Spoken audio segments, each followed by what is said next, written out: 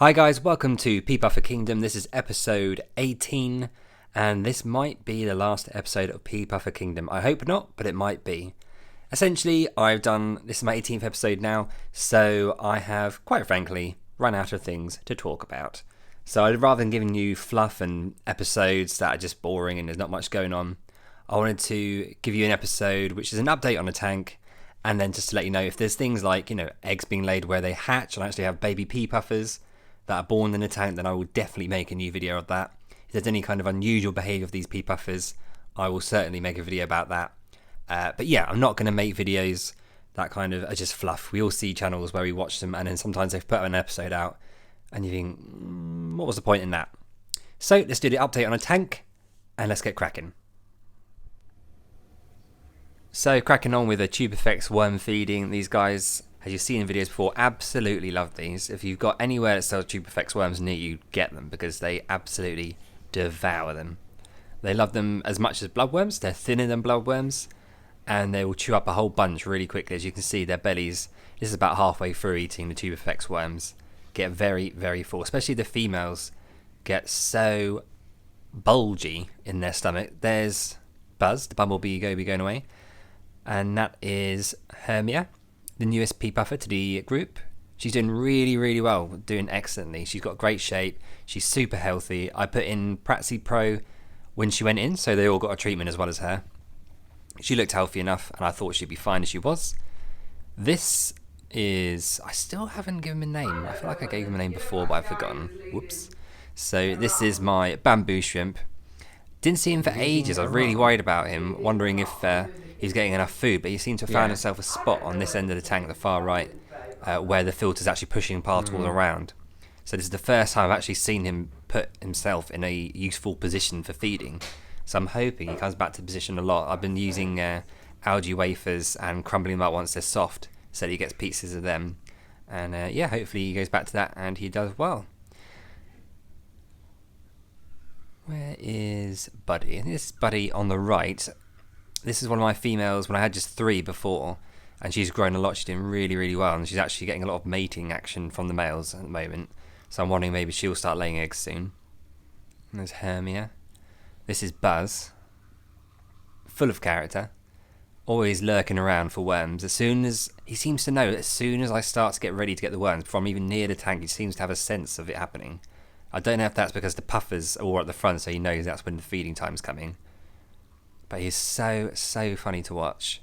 And he'll kind of sneak up, grab a load of worms, and whip them off, and then the puffers will have to chase him around the tank trying to get the worms. So he's not shy about these guys. And it's really good to see a group of them as well. I don't know if people have tanks big enough for this, but if you can get a group of 8, 9, 10... I've got 9 in here, pea puffers at the moment, with 1 bumblebee goby, 3 Otto cinclus and a bamboo shrimp. If you can get 9 puffers, regardless of what's with them, in a big enough tank like this, it's a 40 gallon or 180 litre. It's so worth it because you can see them schooling, particularly after they've eaten, the lights dim down, and they just look brilliant as a group and schooling together. So now we're seeing a really nice shot of the bamboo shrimp feeding. So he's got essentially 4 hands which grab particles from the water and he feeds them into his mouth. And if you look really closely, they're basically hairs that capture any particle that comes along. So as I said, I get the algae wafers and I will put them in water, let them soak up, get really, really soft, soak them up. And then once they're easy to crush, I'll then put them in the way of the filter spout or closer to the bamboo shrimp, depending where he is. And then break it up, the particles then float around a tank and he can catch them. You can see the bigger particles when I'm feeding him are visible in his little fans, I suppose you call them, and eating away. But yeah, as I said, it's just great to see him out and about now and doing really, really well.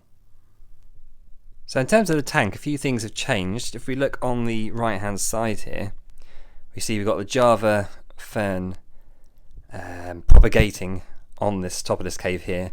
Got some Java moss. Java moss just doesn't tend to do that well in my tank at all. So if anyone's got tips on keeping Java moss alive and healthy, please share them below.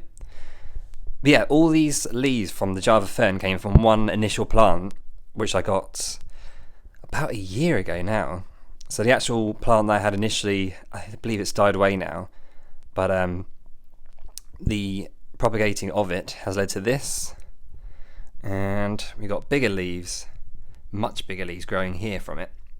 So if you got Java fern and your main leaf is dying, but you got a few bits sprouting off of it, the actual leaf, take those bits off when they're strong enough to come off, and they can still be quite small and be strong, then start propagating it around the tank. It's a great plant to have because if you can keep it healthy, you can end up with loads of little leaves, baby leaves growing, and can grow a huge amount in a tank. And that gives the pea puffers a lot of space, a lot of places to hide and move around and explore.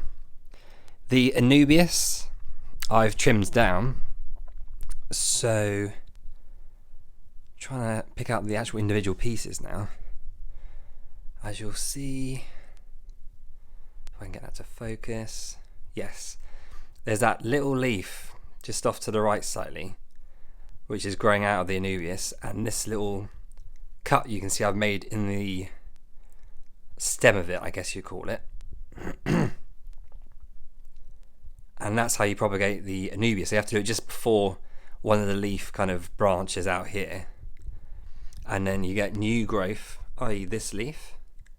This is the one that's actually attached to the whole tree, and you can see the tons and tons of roots that are growing off it. It looks amazing. One of the things I wanted to do with this tank when I initially set it up for the pea puffers was to have it like a jungle, like a kingdom, hence Pea Puffer Kingdom. So the roots growing down, they go right down to the bottom. If I can get a few of them hanging down there at the bottom, you can see in the background there, and it looks really, really cool. So happy with the way this has grown out. It's amazing. It's taken a long time to get to this stage. I don't use ferts, I don't have high-tech lighting, just basic lighting. And same with the Anubias Nano Petite. Excuse the scratches on the glass. You can see the roots growing down here, and I think it just really adds to the tank. It makes it feel much more wild. It makes you feel like you're actually looking at something in nature rather than a pristine kind of tank. Speaking of pristine, you can see where the shrimp has been making a bit of a mess already, having cleaned this out a couple of days ago. But all the puffers doing really good, really healthy. The girls are doing great. There's Buddy. She's getting quite a lot bigger now. She's getting to full maturity now, which, as you can see, this male is fully aware of. That's good timing, actually. But yeah, the males are kind of trying but not succeeding with the mating at the moment. And as I mentioned with the rescaping your tanks after you clean them out, just make a few little bits from swimming out of, things to explore. Like I've made like just tiny little pieces of wood which are broken off. I put those into the sand as well. These things you can do to make the most of your tank. Well guys, that's kind of it for this episode. I hope you've enjoyed all the episodes I've made so far. If there's some you haven't watched, please go back and watch them. Give them a like. Subscribe. As I say, if something big happens, which I'm sure it will at some point, then I'll make another episode, but I don't want to make fluff episodes. So this could be the last one, but hopefully not. It's just the last one for now. Thank you so much for supporting this channel, guys. I hope you've really enjoyed watching all of them, and have a great time. Have a great life. Peace.